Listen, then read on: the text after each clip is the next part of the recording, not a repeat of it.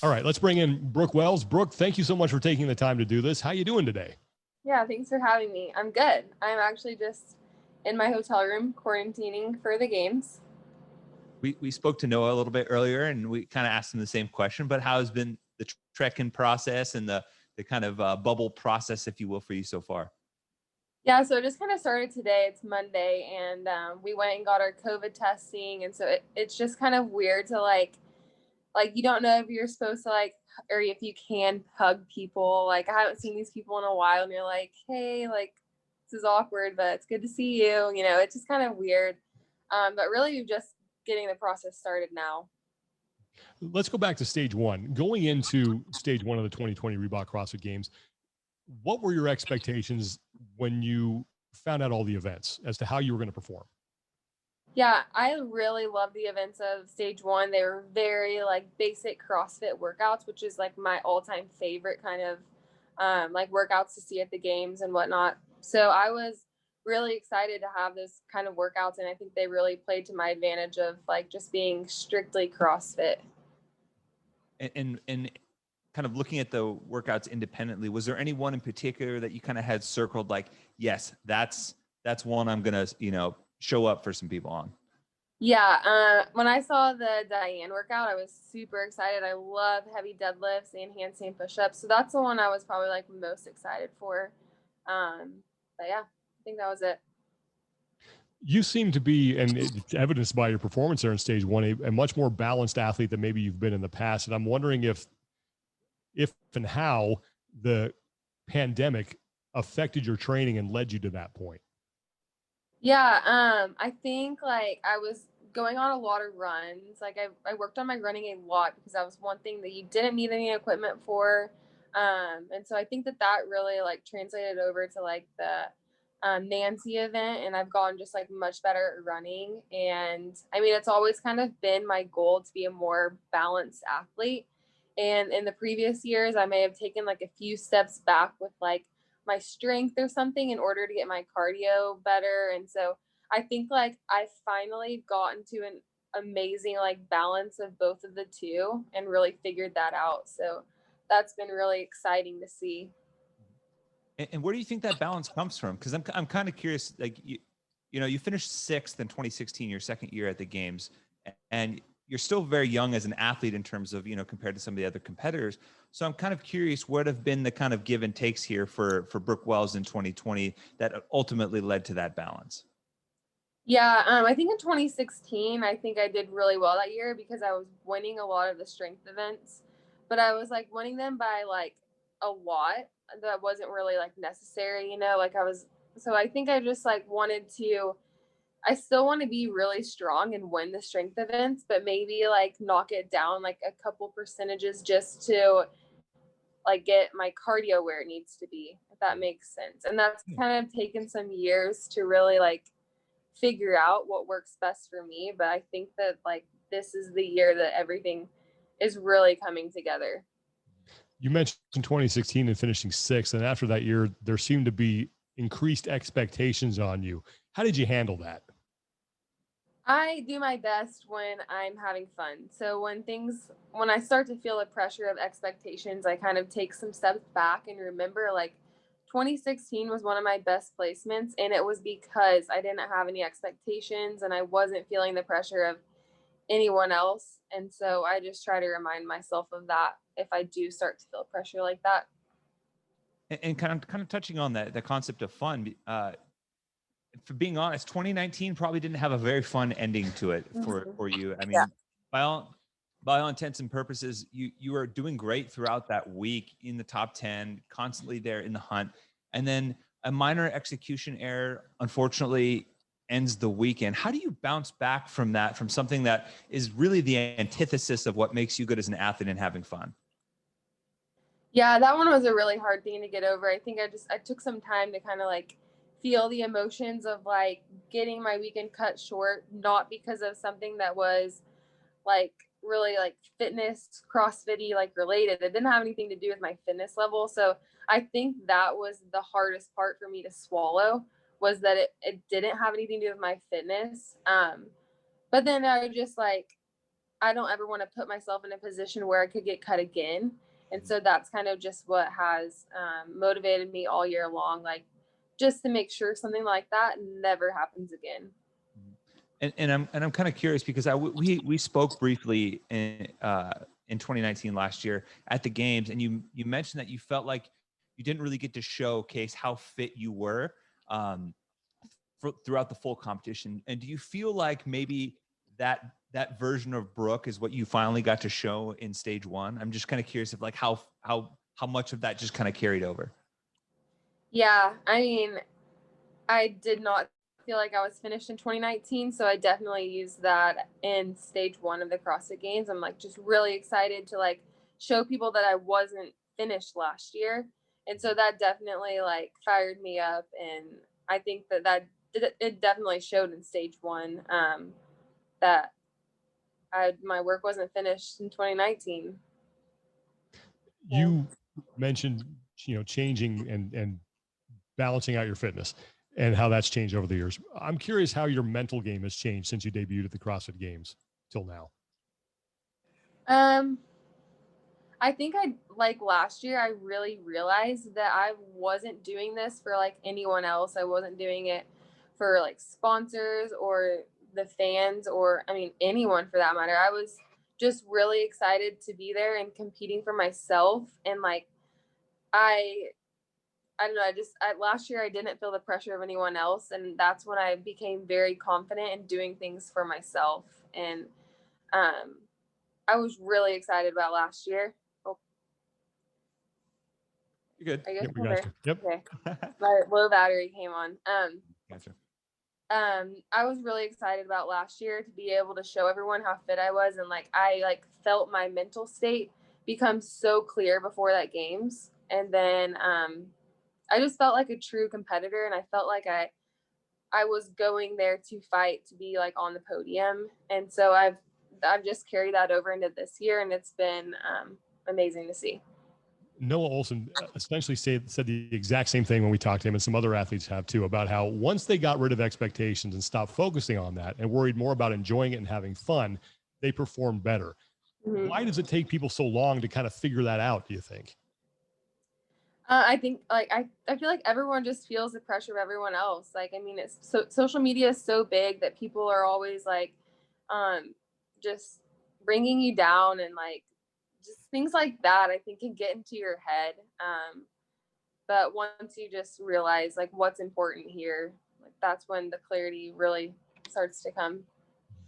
You bring up a good point about social media, and I think it's become such an ingrained part of our society now. And you came onto the scene when you were 19 years old, as you were leaving for college, which is also another like very impressionable growth kind of area of young adulthood. And I'm kind of curious, like, what are some things that you've leaned on to help you kind of manage that, both the social media expectations, the pressure from those areas, trying to be a college student and be a professional athlete at the same time? Like, that's a lot for anyone in their early 20s to kind of manage, and not just that, but foster and become successful at. Yeah. I think like the social media thing is like, you just can't pay attention to it. I truly like don't read a lot of the stuff, but when things do like come up, and I mean, it's just like, dang, you don't want to like disappoint anyone, or you don't want to like feel like you're letting your fans down, little things like that. But it's just something that like, even knowing that I'm doing this for myself, it's just like, it makes those things seem so small, and it doesn't matter. And then for like the college stuff, it's been amazing to not have to deal with that anymore. But it really did teach me dedication and time management, and like just making training a priority was so important. And it's like, if I didn't get up and get like a training session in before my 8 a.m. classes, then like it wasn't going to happen for that day. And so and that wasn't an option. So I think it just made me super, super disciplined, and that's like carried over into now I don't have school, but I'm still extremely disciplined. It's just different. I have more time to like recover and stretch and focus on my nutrition and things like that. And kind of building off of that, there are and I think this is part of the maturation of the sport, is there's a whole new batch of young women that are coming up through the teenage ranks and that are also trying to navigate the social media landscape and the athlete landscape and things like that. If you had maybe one message or anything that you would like to say to them, or you could, a piece of advice you could give, what would that be? I mean, I think it's just kind of like what I've been saying about like just focus on yourself and don't like worry about what anyone else has to say. Once you realize that like that those people don't matter, like people that actually support you are going to support you no matter what. Um, you just start to like have more fun with it and not be so concerned in how everyone else is going to feel about how you perform. You are currently, inside the bubble here in California, and you're getting set to Mhm. compete this week at the games. And we've had another event released today. What do you think about the events that have been released so far for stage 2? Yeah, I mean, I think they seem so much fun. Like we don't really know exactly what the 2007 event's going to be, but that one looks pretty fun. And then I got the chance to do like a piece of the trail sprint in 2016. So that one's going to be brutal. It's going to be like an absolute grind. The total I'm so excited about. That was a fun one. Got to do that in 2018. And I think that's, oh, and then like the trail run. I did that in 2016. And that one's going to be a fun one to do again because in 2016, I was not a runner. So I'm hoping that it goes a lot better than it did that year. It'll be fun to retest. You mentioned the hill sprint, and this year it's longer, and you have to carry weight. And I'm wondering though, does that make it more difficult or not? Oh, it for sure, I think makes it more difficult because no matter what, you're going to sprint it. And it's always like the last few steps that are really hard. I remember it being really hard, like at the end of 2016, like you didn't think you could take another step. Well, like now we have a lot more steps to go. So that will be very challenging.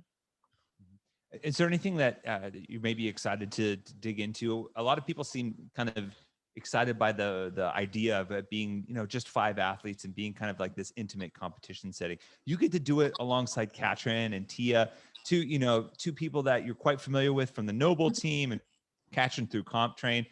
Is just take the competition part aspect of it. What about that idea of getting to do this excites you? Yeah, I think it's so cool. I mean, it's crazy that there's only 5 of us, but it is really cool to be like, I love the 5 group, like the girls that are with me. I think it'll be like a really cool experience. And like, it's something that only 5 people in the entire world are going to get to experience. So it's cool to be doing with some of my friends. But I mean, I think it's going to be a lot more of like, instead of like always like focusing on like what I'm doing, I think I'm going to have to play the game a little bit more of like, where are the other people? Because there's not other heats. Like you don't have to worry about the other heats of other people beating you. So I think it will be a little bit more of like seeing what people are doing around you. The gamesmanship, if you will. Yeah. This is such a unique experience as far as the games are concerned. Last year was different. This year is now different again. There is no replacement for experience, and you certainly have a lot of it. So what can you draw on from your past appearances at the games that you can apply to now this setting? I think just like, every single year I just do the best that I can. And of course I do need to worry about where the other girls are because considering there's only 5 of us. But I think just if I leave every single workout knowing that I gave everything that I had, then that is the goal of the weekend and the goal of every single workout. So that's just kind of how I would go into every single workout. The training situation for you has kind of changed in the last year, in particular, like I want to say maybe the last 6 to 8 months. You moved to Nashville. It was about 3 months ago. Yeah. So can you describe what that environment's been like? I know you got Will Morad Street. Is Alec training out of there? Yeah. So what is that type of environment? What has it done for you? What's been the kind of training environment like for you the last 3 months? That has been like the most exciting change to my training is having training partners every single day that push me so hard. Like I remember just the other day, I'm like, why was that workout so hard? And Will was like, because we literally race on every single workout. Like it makes it so much more fun. This year has just been so unpredictable and long, and like it could have been like a not so fun experience if I'm like having to train by myself like 3 months longer than we normally have to.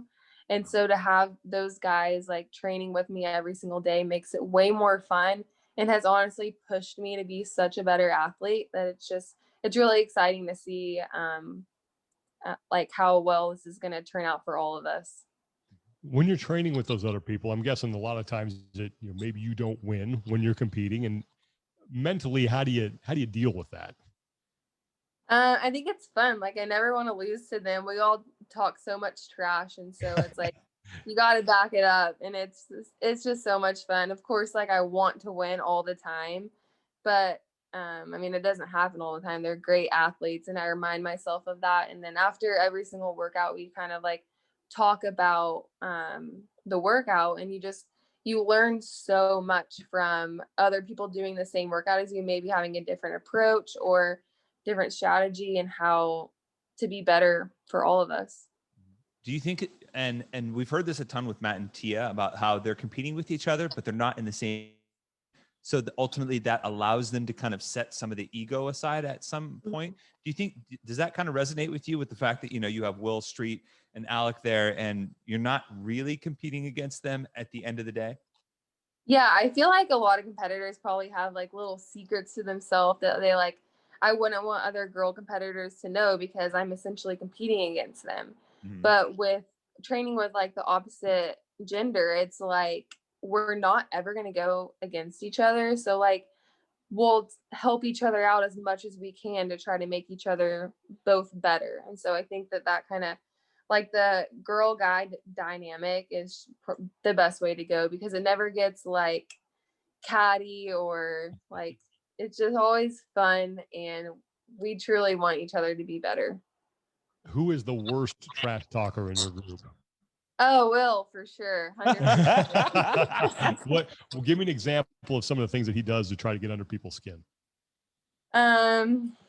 He just talks about how like Street can't lift, and he just tries to bring out anything that you might like, one of your slightest weaknesses. He will just talk about it for days.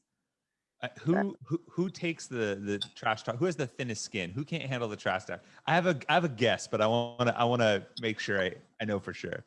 I wouldn't say anyone like can't handle it, but Alec definitely like doesn't participate like we do. Yeah. He is above that. He seems like a lover, not a fighter, Yeah. you know, like. Yeah.